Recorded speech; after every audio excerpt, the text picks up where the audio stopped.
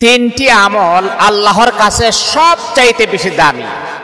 যদি এই আমলগুলা আমার আপনার জন্য অনেক কষ্ট হয়, যদি এই আমলগুলো আমার আপনার পালন করতে ভীষণ কষ্ট হয়, কিন্তু মনে রাখতে হবে এই কষ্টের ভিতরে থাকার পরে যদি আপনি তিনটা আমল বাস্তবায়ন করতে পারেন, তাহলে আল্লাহর নবী বিশ্বনবী মুহাম্মদুর রাসূলুল্লাহ সাল্লাল্লাহু আলাইহি ওয়াসাল্লাম বলেছেন, এই তিনটা আমল আপনাকে নাজাতের ওসিলা বানায় দিয়ে আপনাকে জান্নাতি বানায় দিবেন।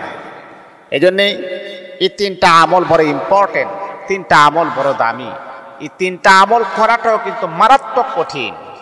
এক নাম্বার, দিলের কান লাগিয়ে শুনেন, ওয়াবাবের সময় যখন আপনি দান করবেন, সেই দানটা আল্লাহ পাকের কাছে সবচাইতে বেশি পছন্দনীয় দান হয়ে যায়। কারণ আল্লাহ পাক রব্বুল আলামিন ফেরেশতাকে বলো, ফেরেশতারা এই যে তাকিয়ে দেখো আমার বান্দা ভীষণ অভাবের ভিতরে আছে।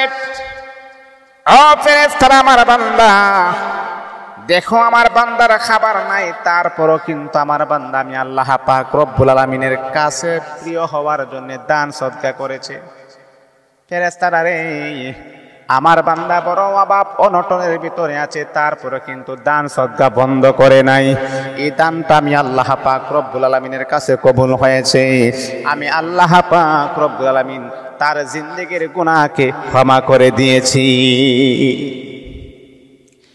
এই জন্য আমার মুসলমান বন্ধুগণ, অভাবের সময় আল্লাহ পাক রব্বুল আলামিনের কাছে বেশি বেশি দান করবেন।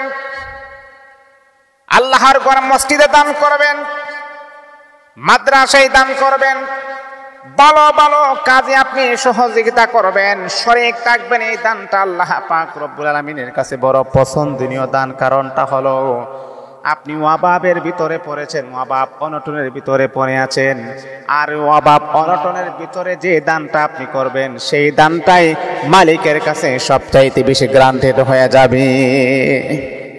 এই জন্যে নবী বলেন, এই তিনটা দান হচ্ছে শ্রেষ্ঠ দান।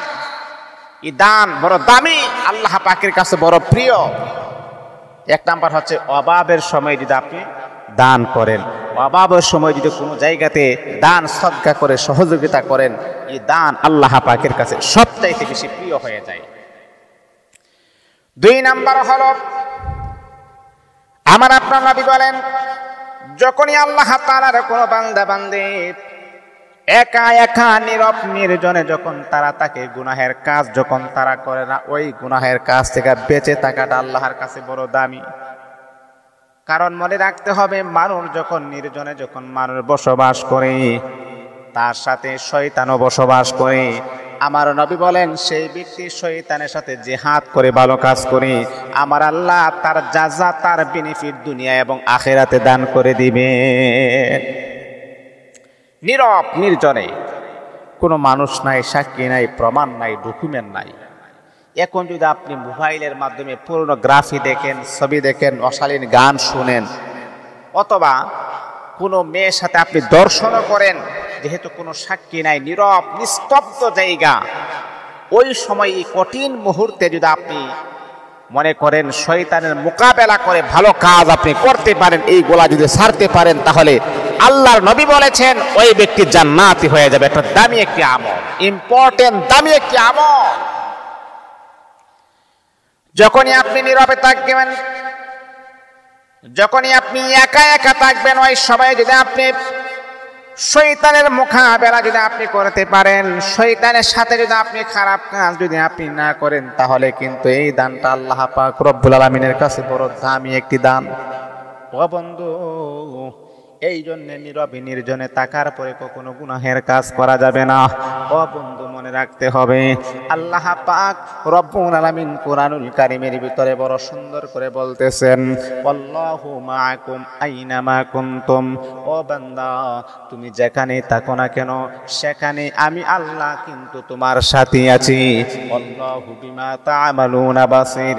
ও বান্দা, যেমন করে আমি বক্তা হওয়ার পরে আপনাদেরকে যেমন ভাবে দেখতেছি, আমার আল্লাহ বলেন এর চাইতে বড় সুন্দর করে আমি আল্লাহ তোমাকে দেখতেছি। আল্লাহু বিমা তা'মালুনা বাসীর, আমি আল্লাহ সচক্ষে তোমাদেরকে আমি দেখতেছি। আল্লাহু আকবার।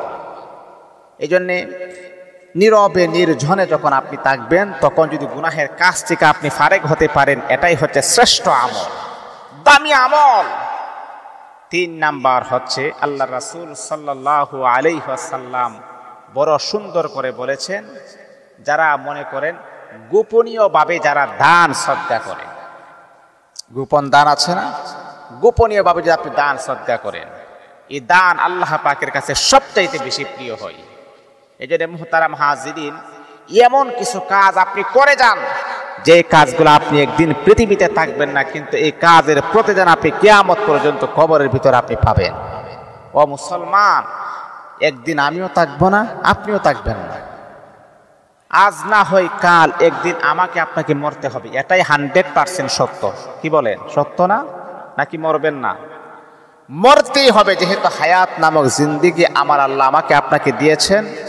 কয়েক বছর পর, হয়তো কয়েক বছর আগে পরে আমাকে আপনাকে মরতে হবে। এই জন্য গোপনীয় দান করবেন, গোপনীয় সাদকা করবেন, মসজিদ মাদ্রাসায় সহযোগিতা করবেন।